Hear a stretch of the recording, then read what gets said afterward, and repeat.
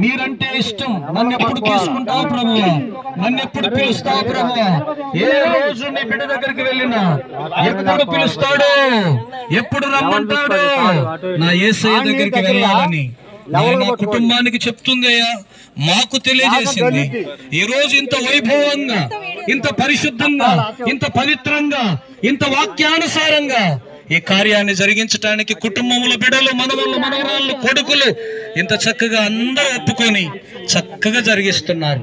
వారికి దీవెన, వారికి ఆదరణ దయచేయమని యేసునామమున అడిగి మంటిని మంటికి మార్చుచున్నాము తండ్రి, ఆమేన్. మన్నైనది వెనకటి వల్లనే మట్టిలో నుంచి వచ్చిన శరీరం ఇది. తల్లి గర్భం నుంచి వచ్చినప్పుడు కూడా మట్టి శరీరం.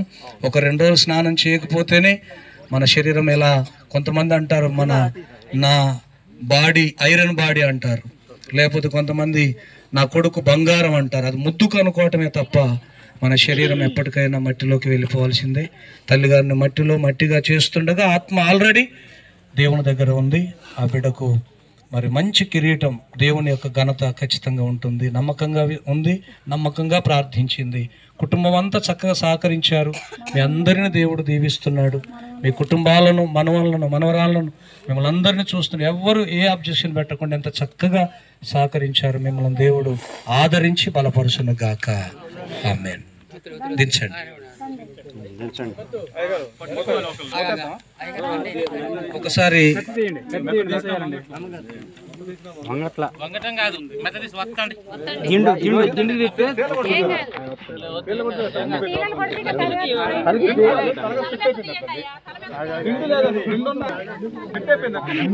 ఉంచండి. పెట్టేటప్పుడు తల్లి గారు మమ్మల్ని ఎంతో ప్రేమించిన ఈ తల్లి గారికి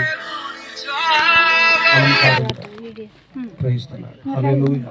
thank you. God bless you. Right.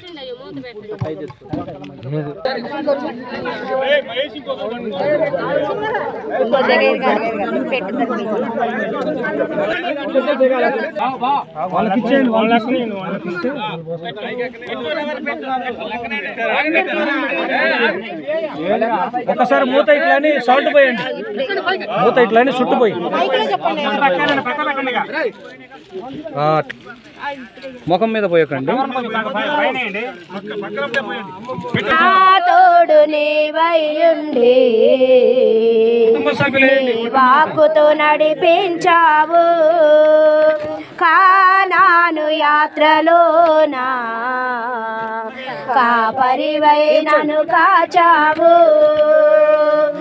నా తోడు నీవై